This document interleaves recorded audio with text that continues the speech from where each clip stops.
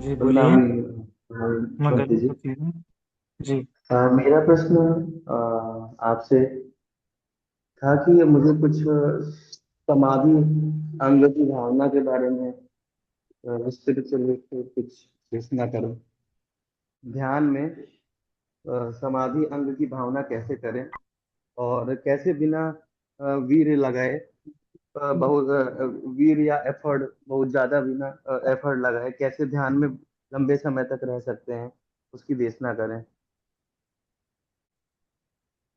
तो देखिए, हमें समझना यूँ है कि भगवान बुद्ध जी जब ध्यान साधना करे थे, जब बुद्ध बने थे, तो उनके पहले कई ऐसे गुरु आचार्य थे जो ध्यान साधना किया करते थे, है ना। उनमें से हमें मोटे मोटे उदाहरण मिलते हैं।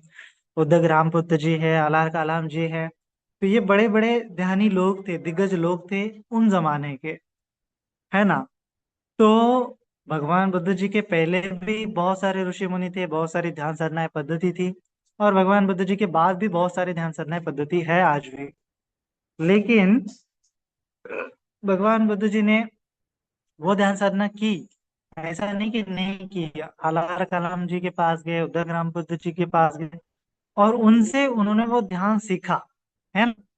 तो ध्यान सीखने के बाद फिर उन्होंने ये निष्कर्ष निकाला कि ये जो ध्यान साधना है, ये उचित मार्ग नहीं है मुक्ति के लिए, है ना। तो उन्होंने पहली जो ध्यान साधनाएं थी उनको खारिज कर दिया और अपनी खुद की नई ध्यान साधना पद्धति डिस्कवर की, खोज के निकाली है ना। तो यही उनकी सम्यक समाधि है।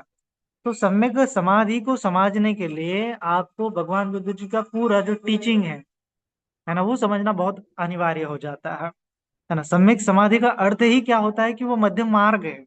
भगवान बुद्ध जी ने जिस ध्यान साधना को सिखाया, भगवान बुद्ध जी ने जो ध्यान साधना पद्धति सिखाई है, वही मध्यम मार्ग है, या फिर मध्यम मार्ग से ही ध्यान करना है, यही उन्होंने बताया है ना। तो सबसे इम्पोर्टेंट बात यह है कि एक्चुअल में हमें इस प्रश्न का उत्तर खोजना है कि एक्चुअल में ध्यान होता क्या है ना। तो हर एक व्यक्ति के पास अलग अलग इसके उत्तर होते हैं कि ध्यान क्या होता है। कोई बोलता है कि मन की एकाग्रता ध्यान है, कोई बोलता है मन की शांति ध्यान है ना, कोई बोलता है मन की स्थिरता ध्यान है। तो अलग अलग प्रकार से अलग अलग गुरु आचार्य ध्यान का डेफिनेशन बताते हैं, ध्यान का प्रोसेस बताते हैं। कोई बोलता है कि ईश्वर आत्मा का मिलन ध्यान है, कोई बोलता है कुछ, कोई बोलता है कुछ। तो इस प्रकार से अलग अलग ध्यान की डेफिनेशन है। तो भगवान बुद्ध जी ने ये जाना है कि सभी कहीं ना कहीं फंसे हुए हैं, है ना। तो ध्यान का अर्थ जो होता है, उन्होंने ये निकाला है कि ध्यान मतलब ये संसार से भागना नहीं है ना। ध्यान मतलब पूरा एकदम एक अलग नहीं हो जाना है। तो भगवान जी ने बताया इंक्लूडिंगनेस, है ना, समग्रता, उसमें सभी चीजें समाहित है। तो जब आर्य अष्टांगिक मार्ग की उन्होंने व्याख्या की, आर्य अष्टांगिक मार्ग के बारे में उन्होंने उपदेश दिया, तो उन्होंने बार बार बताया कि व्हाट इज सम्यक समाधि। तो सम्यक समाधि क्या है, उन्होंने बार बार बताया। तो उन्होंने बताया कि जो 7 अंग है, सम्यक दृष्टि से लेके सम्यक सति तक, है ना, सम्यक दृष्टि, सम्यक संकल्प, सम्यक वाचा, सम्यक कर्मांत, सम्यक आजीविका, सम्यक वायाम, सम्यक सति, इन सभी का मिला के ही सम्यक समाधि बनती है ना। सम्यक समाधि मतलब इन सातों को छोड़ के सम्यक समाधि नहीं है, अपितु इन सातों को मिल के ही सम्यक समाधि बनती है। जिस प्रकार से हमारी मुट्ठी बनती है, तो 5 उंगली को छोड़ के मुट्ठी नहीं है, 5 उंगली को मिला के ही मुट्ठी बनती है, 5 उंगली को मिला के ही हम भोजन को ग्रहण करते हैं। इस प्रकार से मन में जो एक सर्वसमावेशिक ग्रहणता है मन की, उसको डेवलप करना ही सम्यक समाधि है ना। सर्वसमावेशक ग्रहणता, इसका अर्थ क्या समझेंगे। इसका अर्थ यह है कि जैसे लोभ आता है, हमें किसी चीज का लोभ आता है, तो लोभ आता है। एक जैन इसमें बहुत अच्छी कहावत है कि अगर आपको, आप किसी चीज को पसंद करने लगते हो, है ना, दुनिया में आप अगर किसी चीज को पसंद करने लगते हो, तो बाकी की जो दूसरी चीजें होती है वो आपके नापसंद बनने लगती है। जैसे आपको गुलाब का फूल पसंद आता है, जब आप गुलाब के फूल के प्रति पसंदता, राग व्यक्त करते हैं, पसंद व्यक्त करते हैं, तब बाकी फूलों के प्रति कहीं ना कहीं आपका डिसलाइकिंग होने लगता है। आपको चमेली, कागज के फूल अच्छे नहीं लगते हैं, आपको गुलाब का फूल ही अच्छा लगता है। तो इसमें क्या है कि सर्वसामाविकता नहीं है ना। तो इसीलिए लोभ कम करना पड़ता है, क्योंकि लोभ की वजह से हम, हमारा माइंड जो है किसी चीज से जुड़ जाता है, किसी चीज से चिपक जाता है। चिपक जाने की वजह से वो दूसरी चीज को इंक्लूड नहीं कर सकता, चित्त में ग्रहण नहीं कर सकता, है ना। और जहां तक द्वेष की बात है, तो द्वेष में भी क्या हो रहा है कि वो एक किसी चीज को नापसंद करता है। वो बोलता है ये आदमी बुरा है, बाकी सभी आदमी अच्छे हैं, है ना। तो एक व्यक्ति को द्वेष करने के लिए पूरा चित्त उसने लगा दिया, है ना। तो उसमें भी सर्वसमावेशकता नहीं है। उपेक्षा करनी है तो सभी लोगों की उपेक्षा करो, उपेक्षा करनी है तो सभी चीजों की उपेक्षा करो, है ना।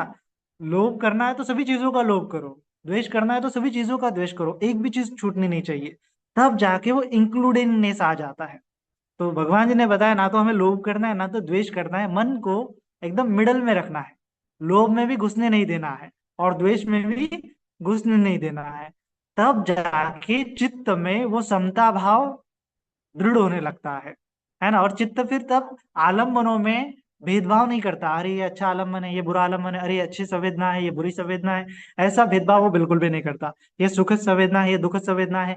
जैसे ही ये प्रतिक्रिया जगी, तो इसका मतलब क्या है, चित्त अभी खिंचा तना हुआ है। ये तृष्णा की ही खिंचाव तनाव है, तृष्णा का ही ये जाला है, नेटवर्क है।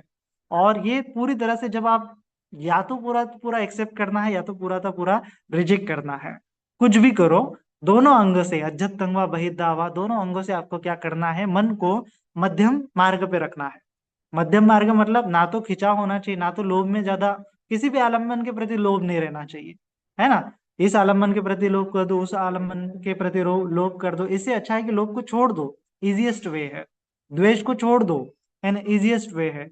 ना तो लोभ बचना चाहिए, ना तो द्वेष बचना चाहिए। तब आपके चित्त जो होता है, सभी आलम्बनों को, दुनिया में जितने भी आलम्बन है, इंद्रियों के विषय है, आंख के विषय है, कान के विषय है, नाक के विषय है, जीवा का विषय है, त्वचा का विषय है, इन सभी विषयों को स्पर्श करके वो उसमें अलिप्तता का भाव दर्शाता है ना। जैसे बताया ना, जो कमल जो होता है कीचड़ में होके भी उसमें कीचड़ नहीं लगता है ना। उसके ऊपर पानी गिरता है तो पानी लिप्त नहीं होता है, वो अलग रहता है।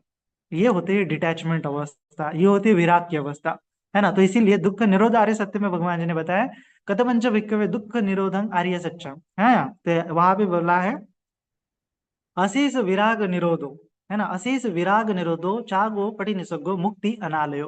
कि अशेष, पूरी तरह से कुछ भी शेष नहीं रहना चाहिए आपके चित्त में, राग, अशेष विराग, पूरी तरह से चित्त आपका विराग होना चाहिए।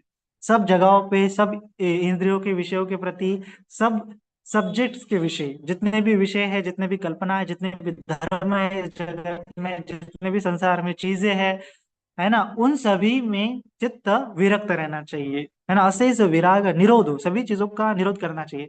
तो निरोध बाहरी चीजों से नहीं करना है, मन से ही, क्योंकि मन ही उन विषयों को ग्रहण कर रहा है। निरोध होगा तो मन से ही होगा।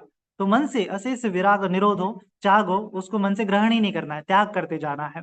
मुक्ति अनालय, चित्त को मुक्त रखना है, चित्त को रिलैक्स रखना है, चित्त को रिलीज रखना है, चित्त को बंधन में नहीं बंधने देना है, ना तो लोभ में, ना तो अच्छी संवेदनाओं में, ना तो बुरी संवेदनाओं में, ना तो दुखद संवेदनाओं में, ना तो सुखद संवेदनाओं में। अच्छा बुरा भेदभाव ही वहां पे खत्म होना चाहिए। तब जाके वो प्रैक्टिस है, वही सम्यक व्यायाम है।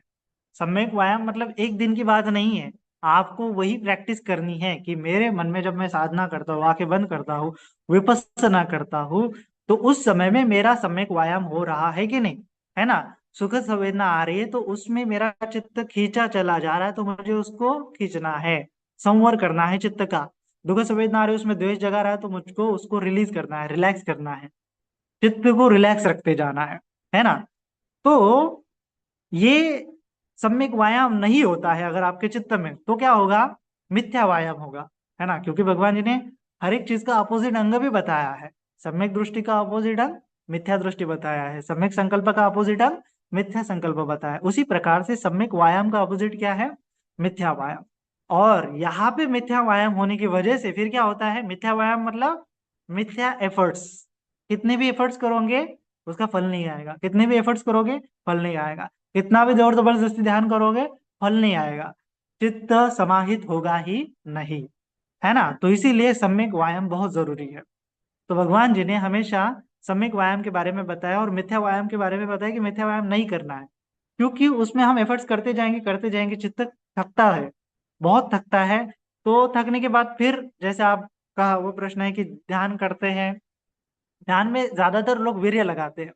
वीर्य लगाने से, वीर्य लगा रहे हैं नहीं लगा रहे हैं कैसे पता चलता है कि जब आप ध्यान करते हो, ध्यान करने के बाद आपको 1 घंटा आधा घंटा जो भी आपका समय है, स्टैमिना है, उतना आपको अच्छा अच्छा लगेगा। फिर वो ध्यान छूट गया, लाइक आप कंटिन्यू नहीं कर पाते, 1 घंटे के बाद आपकी लिमिट खत्म हो जाती है, 45 मिनट्स के बाद लिमिट खत्म होती है, फिर आप ध्यान नहीं कर पाते। नहीं कर पाते इसका मतलब आप वीर्य नहीं लगा पाते हैं, है ना। वीर्य नहीं लगा पाते, क्यों नहीं लगा पाते? क्योंकि वीर्य बल कमजोर हो गया, वीर्य इंद्रिय जो आपके मन में होता है वो कमजोर हो गया है ना। तो कमजोर होने का मतलब जो वीर्य मन ऊर्जा उसमें व्यत्यय कर रहा है, वो ऊर्जा खर्च हो गई। अभी फिर से उसको रिस्टोर करने के लिए आपको थोड़ा सा समय देना पड़ता है, थोड़ा सा नींद वगैरह लेना पड़ता है। फिर उसके बाद आपका मन में वो माइंड पावर आ जाती है। माइंड पावर आने के बाद फिर से आपका मन वीर्य लगाने के लिए तैयार होता है। तो नेचुरल तरीके से भी माइंड पावर आती है ना। हम जब थाईलैंड में गए थे तो उन्होंने बताया था कि माइंड पावर होती है, तो सोते समय में भी माइंड पावर डेवलप होती है। तो ये नेचुरल वे है माइंड पावर डेवलप करने का। जितकी जितनी आपके मन में माइंड पावर होगी उतना माइंड आपका मजबूत होता है, उतना मन आपका दृढ़ होता है, बलवान होता है।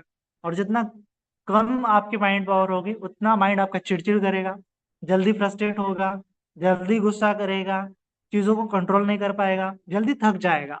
क्यों? क्योंकि माइंड पावर कम है ना। तो सोते समय में क्या होता है कि जैसे बैटरी रिचार्ज होती है, तो उस समय में सोने से हमारी बैटरी रिफ्रेश हो जाती है, रिचार्ज हो जाती है।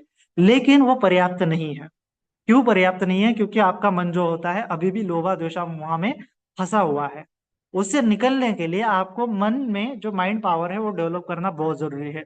तो जब हम थाईलैंड में गए थे तो उन्होंने बताया कि ध्यान साधना के माध्यम से आप माइंड पावर डेवलप कर सकते हैं, और भगवान जी ने वही बताया है कि जब हम ध्यान करते हैं, ध्यान का अर्थ यहाँ पे समाधि, है। ध्यान का अर्थ क्या है? जब हम स्पेशली समाधि की भावना करते हैं तब आपका माइंड पावर बढ़ता है, और फिर माइंड पावर बढ़ने से, समाधि इंद्रिय मजबूत होने से, तो हाँ, हमारी माइंड पावर बढ़ाने के लिए हमें समाधि इंद्रिय की भावना करना बहुत जरूरी है। समाधि करने से फिर हम वीर्य इंद्रिय का उपयोग कर सकते हैं, है ना। समाधि इंद्रिय का बढ़ाने से वीर्य इंद्रिय को हम बढ़ा सकते हैं। तो समाधि इंद्रिय के साथ साथ हमारा वीर्य इंद्रिय को बढ़ाने की भावना करनी है। तो भगवान बुद्ध जी ने हमें 5 इंद्रिय के बारे में बताया है। पांच, हाँ, 5 इंद्रिय के बारे में बताया, जो मन के 5 इंद्रिय होते हैं: श्रद्धा इंद्रिय, वीर्य इंद्रिय, सती इंद्रिय, समाधि इंद्रिय और पन्या इंद्रिय। तो इन इंद्रियों में बैलेंस करना बहुत जरूरी होता है ना। तो जो प्रज्ञा इंद्रिय होता है वो किसके साथ बैलेंस करना होता है? श्रद्धा इंद्रिय के साथ, है ना। आपकी ज्यादा प्रज्ञा हो रही है तो आपको श्रद्धा इंद्रिय को भी डेवलप करना पड़ेगा, बुद्ध धम्म संघ के प्रति आपको श्रद्धा बढ़ानी पड़ेगी, ठीक है। और ये श्रद्धा इंद्रिय, श्रद्धा इंद्रिय ज्यादा बलवान है तो आपको प्रज्ञा इंद्रिय भी बलवान करना पड़ेगा, कमजोर रहना नहीं चाहिए। फिर उसके बाद सती सती इंद्रिय तो बीच वाला इंद्रिय है, और फिर उसके बाद समाधि इंद्रिय होता है, वीर्य इंद्रिय होता है और समाधि इंद्रिय होता है। तो वीर्य इंद्रिय को समाधि इंद्रिय से बैलेंस करना होता है ना। तो वीर्य इंद्रिय को समाधि इंद्रिय से बैलेंस करना होता है। तो समाधि का, वीर्य का मतलब क्या है? आलम्बन को पकड़े रखना। जैसे आप आनापान सती कर रहे हो, वेदनानुपश्यना कर रहे हो, तो आप उन आलम्बनों को पकड़ के रखते हो, वेदनाओं को पकड़ के रखते हो, सांस को पकड़ के रखते हो, यानी एकदम ऐसे मानो खिंचाव सा होता है। मतलब मन क्या कर रहा है? आपका वीर्य लगा रहा है, मन क्या कर रहा है? एफर्ट्स लगा रहा है वो आलम्बन को पकड़ने के लिए, ठीक है। तो ये वीर्य इंद्रिय के माध्यम से भी वो पकड़ता है, लेकिन कंटिन्यूअस अगर वीर्य इंद्रिय की साधना आपका ऊर्जा खत्म हो जाएंगी। जैसे आप गाड़ी चलाते हो, तो गाड़ी चलाते वक्त अगर कंटिन्यूअस एक्सेलेटर बना रहेगा, कंटिन्यूअस आपका इंजन चालू रहेगा, तो जल्दी फ्यूल खत्म होता है। तो गाड़ी चलाते समय आपको क्या करना पड़ता है? कभी कभी एक्सेलेटर ढीला भी छोड़ना पड़ता है। ढलान पे गाड़ी है तो आप एक्सेलेटर की जरूरत नहीं है, फिर भी आप एक्सेलेटर दबा रहे हैं, तो मतलब नहीं है उस चीज का। आपका जो फ्यूल होता है, ईंधन होता है, वो खर्च होता है। तो ठीक उसी प्रकार से क्या होता है कि साधना में भी उतार चढ़ाव होते हैं, आ, कभी कभार क्या होता है कि जब आप साधना करते हैं तो साधना को अपने आप होने देना चाहिए। अपने आप आपका मन आपको शांत होने देना चाहिए। है ना, हम क्या करते हैं, जबरदस्ती मन को शांत करने की कोशिश करते हैं। लेकिन बहुत बार आपका मन ऑलरेडी शांत होता है, तो उसको होने देना है, उसको जस्ट रहने देना है शांत। और जस्ट ऑब्जर्व करना है कि कितने देर तक मेरा मन शांत रहता है ना। तो ऐसी अगर आप प्रैक्टिस करेंगे तो ज्यादा लंबे समय तक आप कभी समाधि इंद्रिय का भावना करेंगे, कभी वीर्य इंद्रिय की, कभी समाधि इंद्रिय की, कभी वीर्य इंद्रिय की। ऐसा करना, दोनों दो पैर जैसे एकदम चलते हैं एकदम रिदम के साथ, ऐसा चलेंगे तो लंबा समय तक आप, जैसे गाड़ी जो होती है कभी कभार ऊंचाई में जाती है, कभी कभी ढलान में जाती है, कभी कभी ऊंचाई में जाती है, कभी कभी ढलान में जाती है। तो कभी कभी आपका चित्त अशांत होता है, तो उस समय में आपको वीर्य लगा के उसको शांत करना है। फिर शांत होने के बाद वो शांत हो रहा है तो उसको होने देना है शांत, है ना। तो उसमें फिर से वीर्य लगा के उसको जबरदस्ती शांत करने की जरूरत नहीं है। जैसे पानी में, ग्लास में अगर कचरा है, मिट्टी है, तो वो पानी मैला है, तो उसको शांत करने का सबसे बेस्ट तरीका क्या है कि उसको रख दो नीचे। रखने के पश्चात वो अपने आप क्या हो जाएगा, शांत हो जाए। है ना, तो यही क्या है, समाधि है कि अपने आप वो शांत हो रहा है और उसको शांत होने देना है।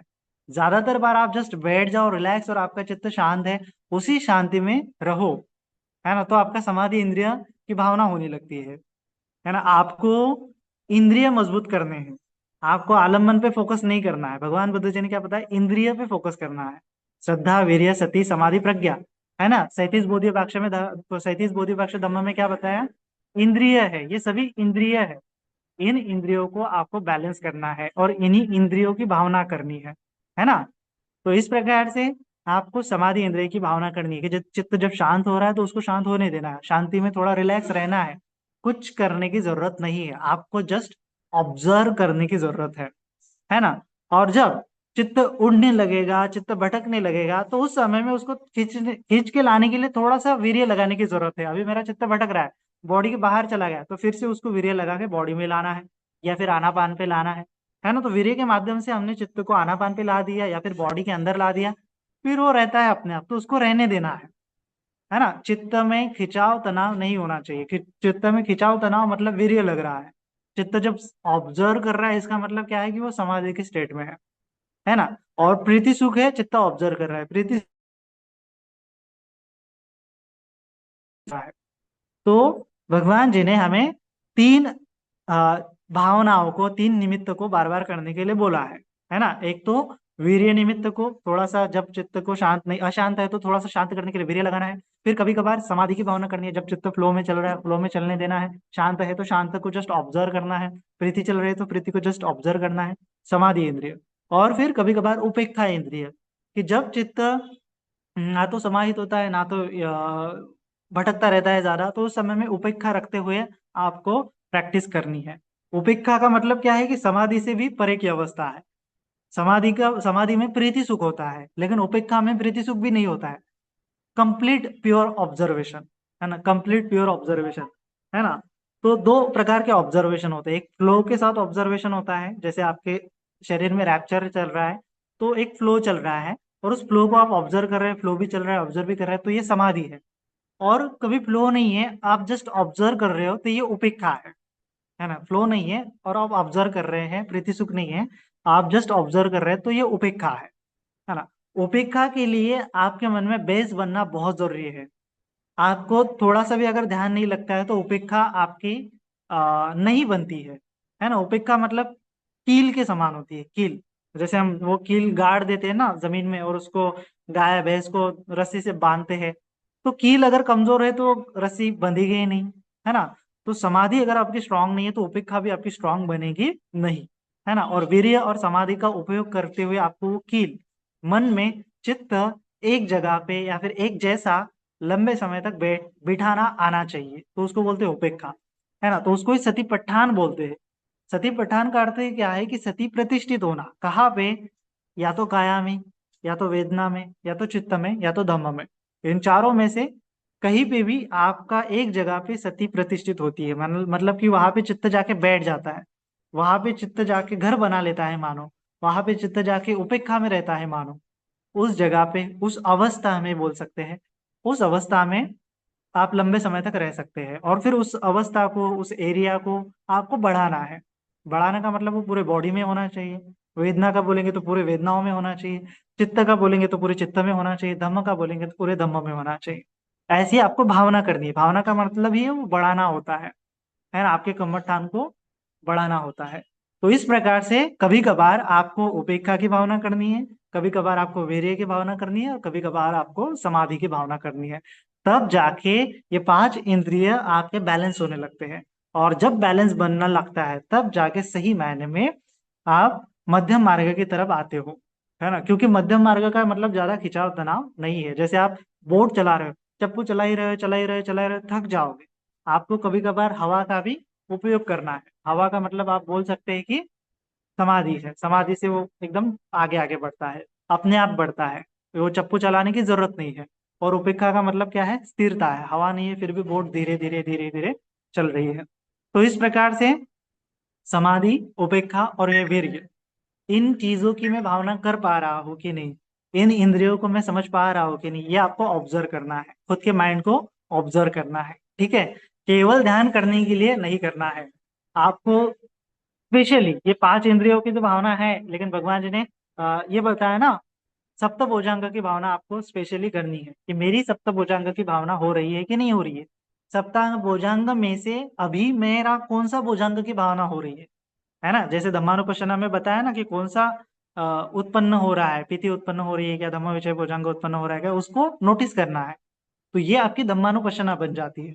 धम्मानुपश्यना भी है, सप्तभुजांग की भावना भी है, वीर्य वीर्य को आ, ये पांच इंद्रियों को बैलेंस करने की भावना है। यही मध्यम मार्ग है ना। और ये कैसे करना है, ये अगर आपको आ गया तो आपको आर्य अष्टांगिक मार्ग की भावना कैसे करनी वो आ गया। आपको मध्यम मार्ग की भावना कैसे करनी वो आ गया।